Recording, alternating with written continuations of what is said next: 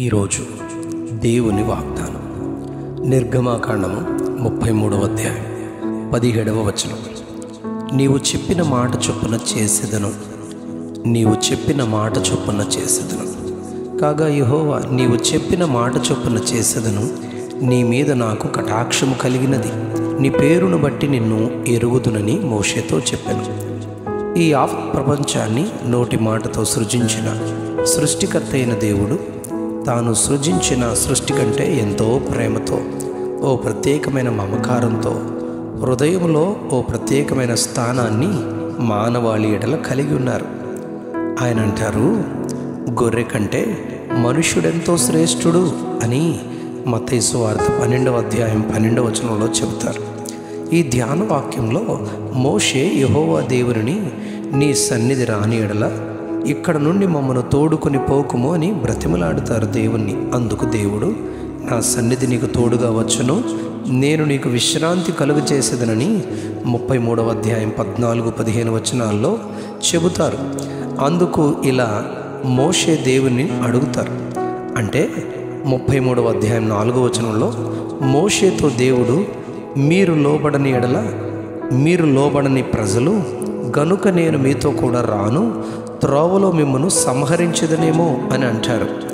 ఈరోజు మనం గుర్తించాల్సిన మాట ఏదనగా, ఆయన మనతో రాకపోతే మన ప్రయాణం సాగుతుందా?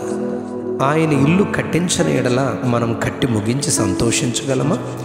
ఆయన పట్టణమును కాపాడని ఎడల దానిని కావలి కాయువారు మేల్కొని ఉన్నా కాపాడగలరా అని 127వ కీర్తనలో సొలొమోను అంటారు.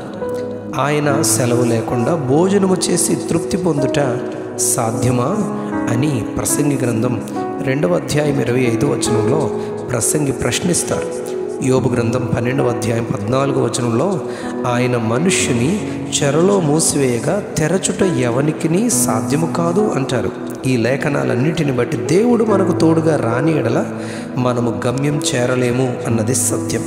అందుకే మోషే 33వ అధ్యాయం నిర్గమాకాండం 15వ వచనంలో నీ సన్నిధి మాతో రాని ఎడల ఇక్కడ నుండి మమ్మను తోడుకొని పోవద్దు అని బ్రతిమలాడుతారు. అందుకు దేవుడు 33వ అధ్యాయం 17వ వచనంలో మోషేతో ఇలా అంటారు, యెహోవా, నీవు చెప్పిన మాట చొప్పున చేసేదను, నీ మీద నాకు కటాక్షము కలిగినది, నీ పేరును బట్టి నిన్ను ఎరుగుదును అని అంటారు. మోషేను గూర్చి దేవుడు సంఖ్యాకాండం 12వ అధ్యాయం 7వ వచనంలో అతడు నా ఇల్లంతటిలో నమ్మకమైన వాడు అని చెబుతారు. దేవునితో నమ్మకమైన వాడిని పిలిపించుకొనిన మోషేను గూర్చి నీవు చెప్పిన మాట చొప్పున చేస్తానని ఆయన అంటారు. సంఖ్యాకాండం 14వ అధ్యాయం 28వ వచనంలో మీరు నా చెవిలో చెప్పినట్లు నేను నిశ్చయముగా మీ ఎడల చేసేదను అంటారు. ఆయన చెవిలో మనం చేసిన ప్రార్థన మనవులు చేరుతాయి, వాటి జవాబును పొందుకుంటాం. మలాకి గ్రంథం 4వ అధ్యాయం 16వ వచనంలో యెహోవా యందు భయభక్తులు గలవారు ఒకరితో ఒకరు మాట్లాడుతుండగా యెహోవా చెవియొగ్గి ఆలకించనని చెప్పబడింది. 2వ దినవృత్తాంతాలు 7వ అధ్యాయం 15వ వచనంలో ఈ స్థలమందు చేయబడు ప్రార్థన మీద నా కనుదృష్టి నిలుచును, నా చెవులు దానిని ఆలకించును అని వ్రాయబడింది.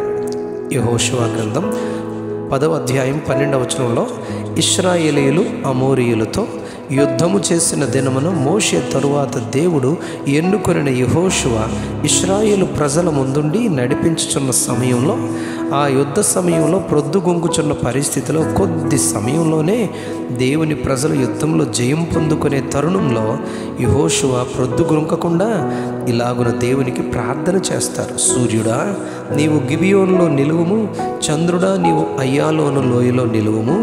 జనులు తమ శత్రువుల మీద పగ తీర్చుకుని వరకు సూర్యుడు నిలిచాడు, చంద్రుడు ఆగాడు అని రాయబడింది. సూర్యుడు ఆకాశ మధ్యమున నిలిచి ఇంచుమించు ఒకనాడెల్లా అస్తమింప త్వరపడలేదు.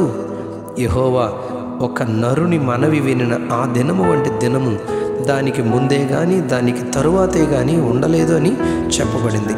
దేవుడు నమ్మకస్తులైన వారి, భక్తులైన వారి, ఆయనపై పూర్తిగా ఆధారపడిన వారి మనవి నిశ్చయముగా వింటారు. మోషేతో నీవు చెప్పిన మాట చొప్పున చేసేదను అని దేవుడు మనతో కూడా అలానే చెప్పినట్లుగా ఆయనకు నమ్మకస్తులుగా ఉందాం. అట్టి కృప సమృద్ధిగా పొందుకొందుముగాక. Amen, amen, amen.